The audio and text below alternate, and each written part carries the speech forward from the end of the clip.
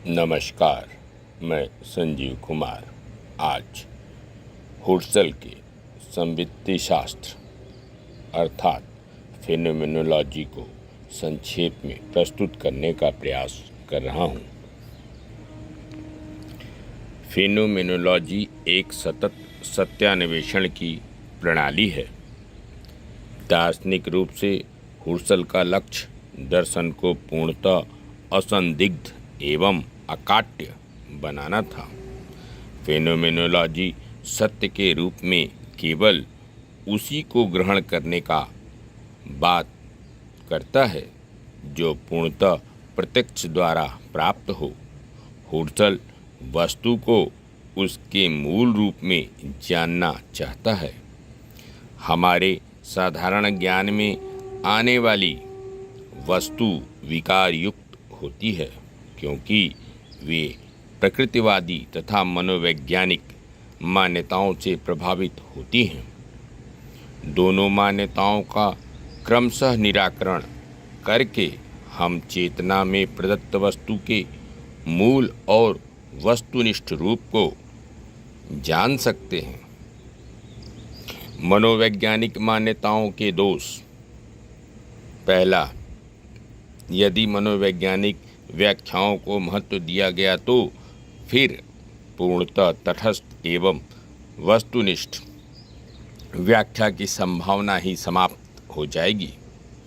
दूसरा, मनोवैज्ञानिकता में पुनरुक्ति दोष विद्यमान है। जब तर्कशास्त्र एवं गणित जैसे वस्तुनिष्ठ शास्त्र को मनोविज्ञान आधार पर व्याख्या की जाती है तो वैसे प्रयत्न में पुनरुक्ति दोष आ जाता है। तीसरा, मनोविज्ञान को वस्तुनिष्ठ बनाने का प्रयास हो रहा है। मनोविज्ञान मनुष्य के क्रियाओं प्रक्रियाओं का अन्वेषण करता है। यह किसी खनिज पदार्थ के अन्वेषण या विश्लेषण से भिन्न है। यह मनोविज्ञान की मूल भूल है। चौथा, मनोविज्ञान जिसे नियम मानता है वे कुछ अनुभविक तथ्यों के आधार पर किया गया सामान्यीकरण है। ऐसे सभी सामान्यीकरण संशय से परे नहीं हैं। प्रकृतिवादी मान्यताओं के दोष। प्रकृतिवादी दृष्टिकोण में यह मान लिया जाता है कि हमारे अनुभव में वस्तुएं जिस रूप में दिखाई देती हैं वे वस्तुनिष्ठ रूप से सत्य हैं। यह दृष्टिकोण गलत है। वस्तु का ज्ञान और अनुभव होने का अर्थ है कि वस्तु के उस स्वरूप का निर्णय हमारी चेतना द्वारा होता है। ऐसा नहीं है कि जो वस्तु हमारी चेतना में आ रही है वह अपने वास्तविक रूप में भी वैसी ही हो। फेनोमेनोलॉजी की प्रणाली या प्रविधि। इस विधि के दो पक्ष हैं, इपोखे और रिडक्शन।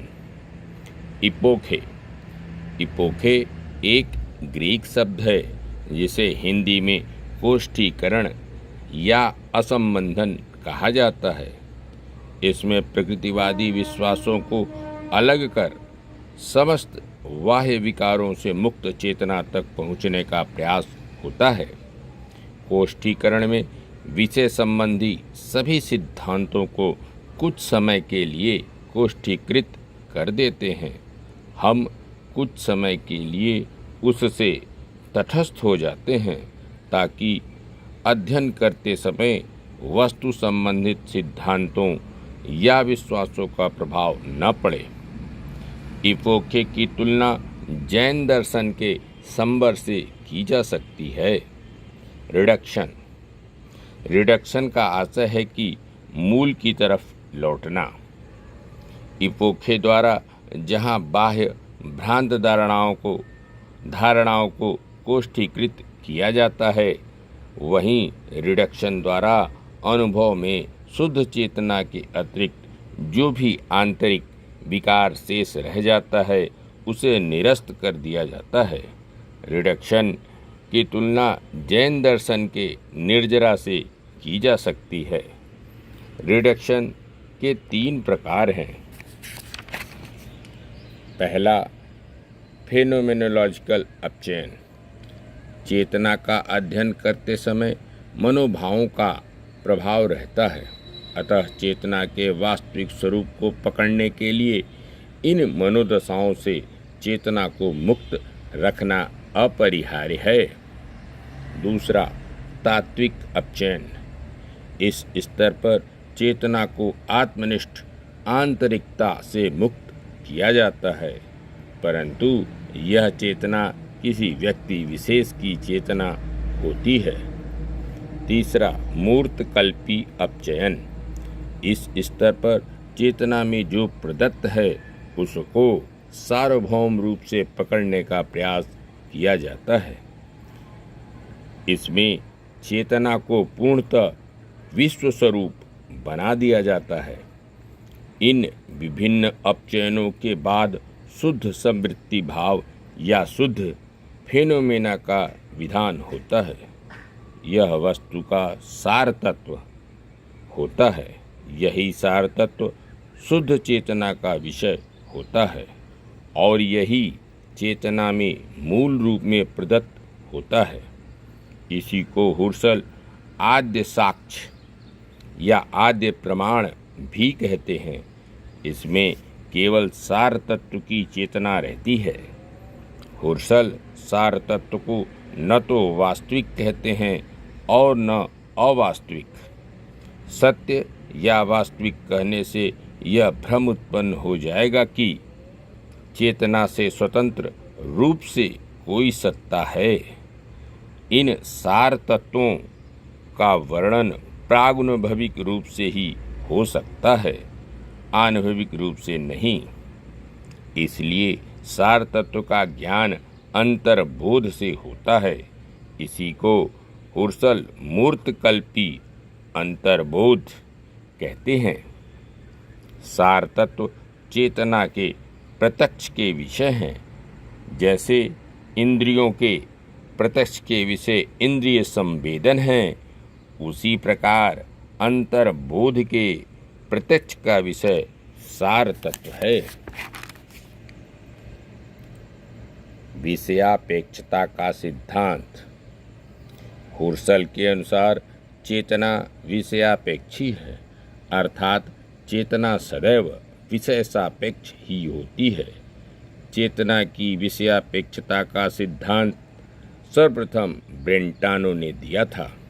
हुर्सल ने अपनी दार्शनिक आवश्यकता के अनुरूप सुधार करते हुए यह जोड़ दिया कि विषय भी सदैव चेतना में ही प्रदत्त होता है, अर्थात हुर्सल के अनुसार चेतना तो किसी विषय की चेतना है ही, साथ ही विषय भी चेतना का विषय है।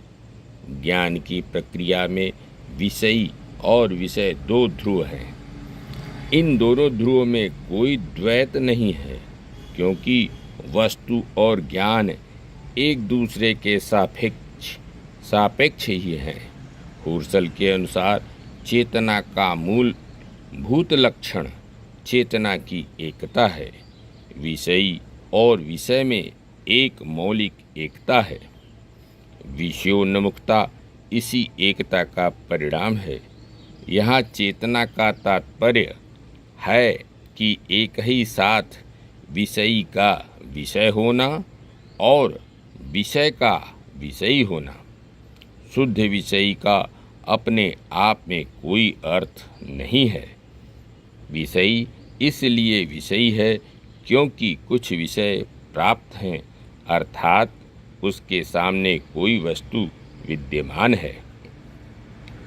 फेनोमेनोलॉजिकीय विधि द्वारा हम चेतना में प्रदत्त वस्तु को उसकी पूर्ण वस्तुनिष्ठता में तभी प्राप्त कर सकते हैं जबकि एक ओर तो चेतना में वस्तु की उपस्थिति अनिवार्य रूप से हो तथा साथ ही दूसरी ओर वस्तु भी सदैव चेतना में ही प्रदत्त होती हो। यह कार्य विषयापेक्षिता के सिद्धांत द्वारा सरलता से पूरा कर लिया जाता है। भारतीय दर्शन से तुलना।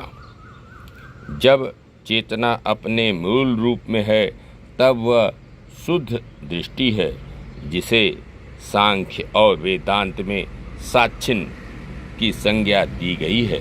पुनः योग दर्शन की असंप्रज्ञता समाधि की अवस्था फेनोमेनोलॉजिकीय स्थगन की पराकाष्ठा के समतुल्य है।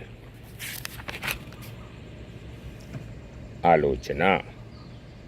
हुर्सल का कहना है कि उनका दर्शन पूर्व मान्यता रहित दर्शन है।